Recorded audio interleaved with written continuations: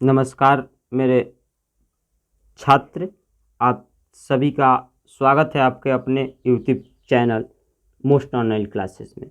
मैं यह वीडियो आप सभी के क्लास 10th के विद्यार्थियों के लिए लेकर आया हूँ।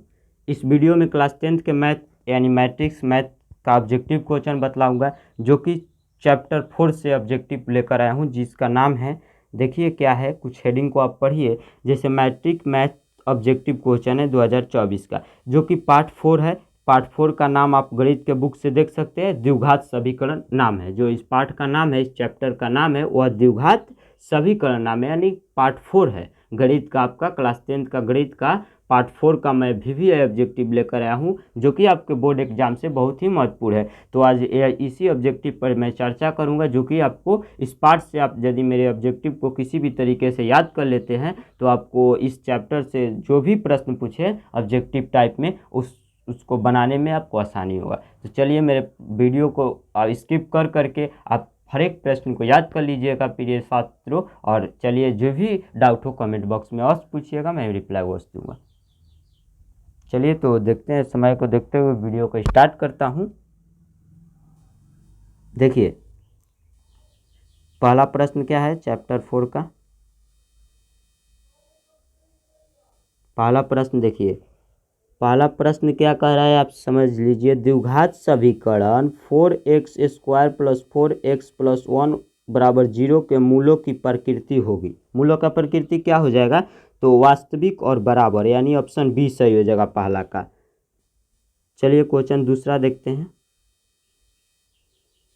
समीकरण, क्वेश्चन दूसरा क्या कर रहा है, समीकरण 7x² - 12x + 18 = 0 के मूलों के योग एवं मूलों के गुणनफल का अनुपात होगा। यानी दूसरा का, जो कि दूसरा क्वेश्चन जो है 2021 में पूछ चुका है, इसका हो जाएगा आपको 7:18, यानी ऑप्शन बी सही हो जाएगा दूसरा का।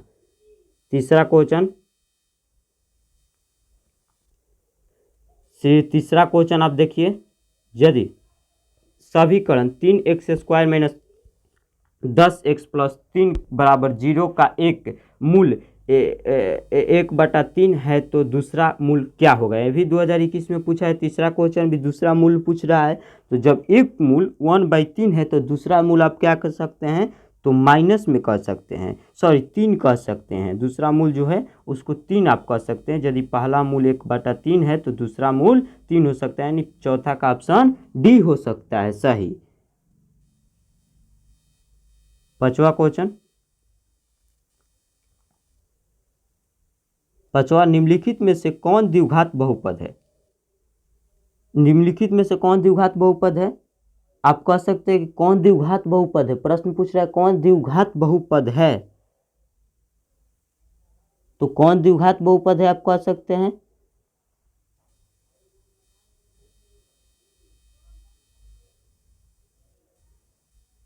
तो ऑप्शन में पूछ रहा है कौन द्विघात बहुपद है, तो आप कह सकते हैं कि द्विघात बहुपद, यानी द्विघात बहुपद जो होता है ax² + bx, ठीक, और प्लस जो होता है c होता है, जिसे by हो सकता है, प्लस c = 0। तो आप इस पर अंदाजा लगा सकते हैं, जो कि ऑप्शन बी थोड़ा कैच कर रहा है, तो ऑप्शन बी ही हो सकता है सही।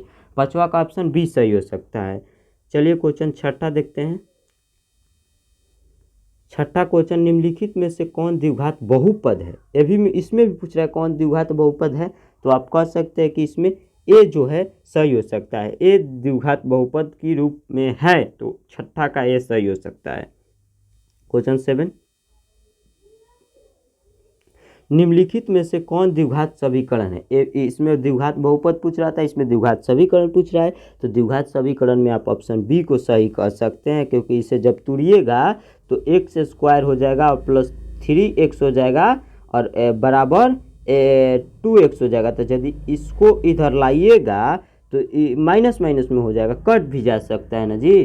तो इसी पर अंदाजा आप लगा सकते हैं कि ए नहीं हो सकता है, यानी सतवा का ऑप्शन बी नहीं सही हो सकता है। आप सी को अब लगाइए, सी सतवा का सही हो सकता है, क्योंकि इसमें आपको हर एक नज़ारा में दिख रहा है कि यह द्विघात समीकरण के रूप में है।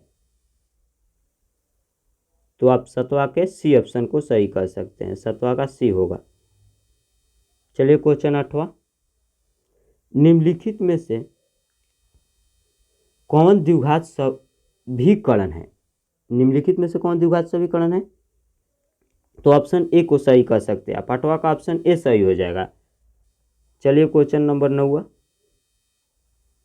निम्नलिखित में से कौन द्विघात समीकरण नहीं है? इसमें पूछ रहा है नहीं है, सब में पूछ रहा था है, लेकिन इस 9वां क्वेश्चन में पूछ रहा है नहीं है, तो ऑप्शन बी को आप सही कह सकते हैं कि यह द्विघात समीकरण नहीं है। इसे किसी भी रूप में तोड़िएगा तो यह द्विघात समीकरण के रूप में ax square plus b y बराबर सी नहीं हो सकता है, तो ऑप्शन बी सही हो जाएगा 9वां क्वेश्चन का।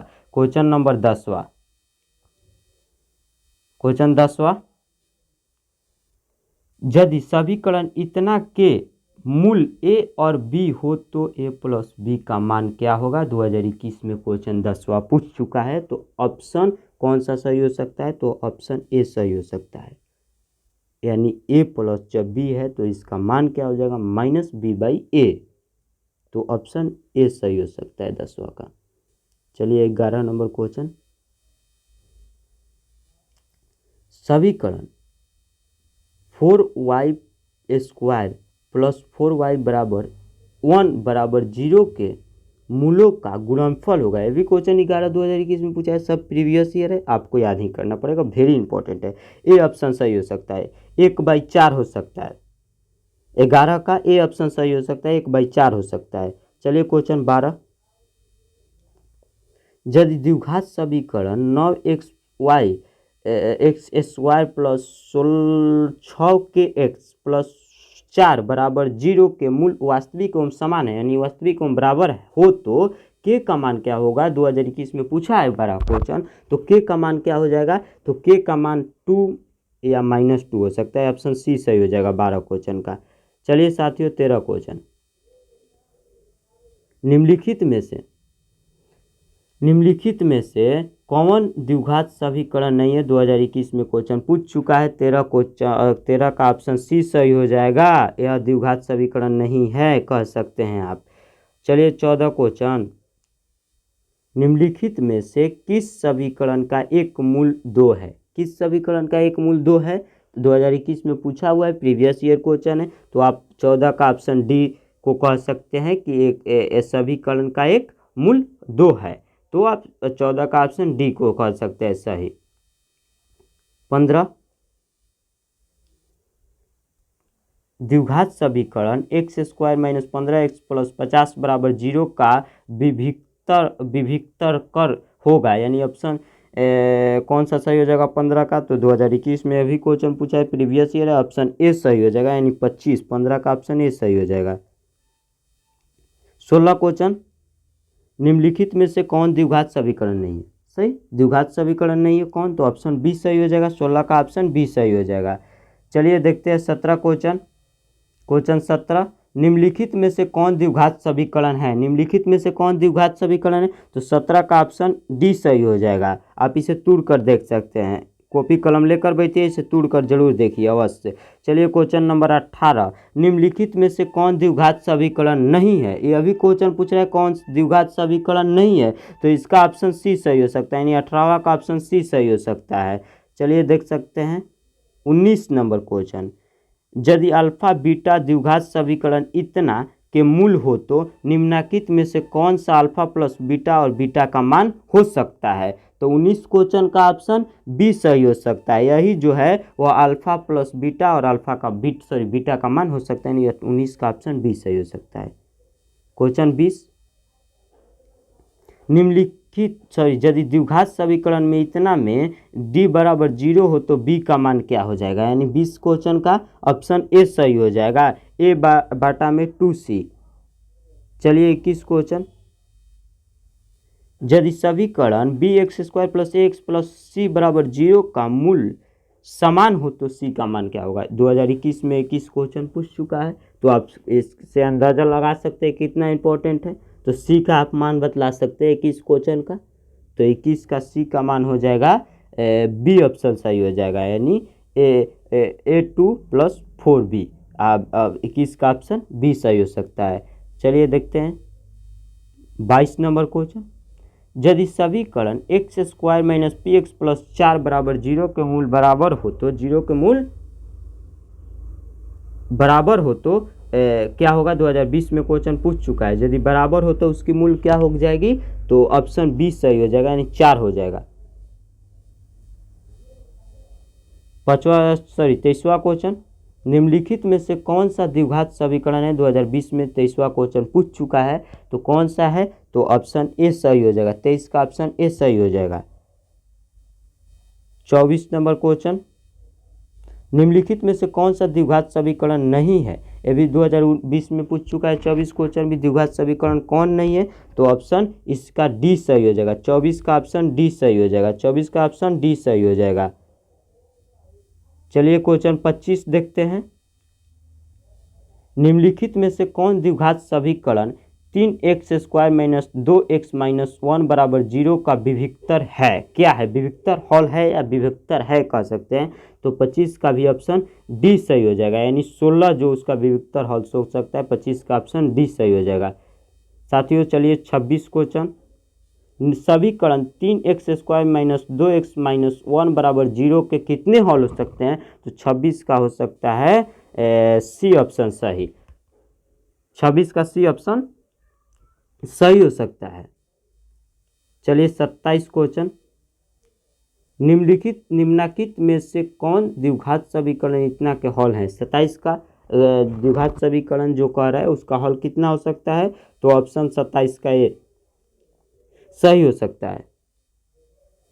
28 क्वेश्चन, x का कौन सा मान के लिए द्विघात समीकरण इतना जो है शून्य हो सकता है, 27 क्या कर रहा है कि x का कौन सा मान के लिए जो है द्विघात समीकरण शून्य हो सकता है, तो 28 का ऑप्शन बी सही हो जाएगा 3 के लिए। तो चलिए 29 क्वेश्चन, 29 समीकरण इतना के मूल वास्तविक और असमान, यानी वास्तविक और बराबर नहीं, वास्तविक है मूल पर बराबर नहीं होगा, जबकि उसका क्या होगा, जबकि उसका डी बड़ा होगा 0 से, डी का मान बड़ा होगा 0 से, तभी समीकरण के मूल बराबर और असमान होंगे, यानी ऑप्शन 29 के सही हो सकता है।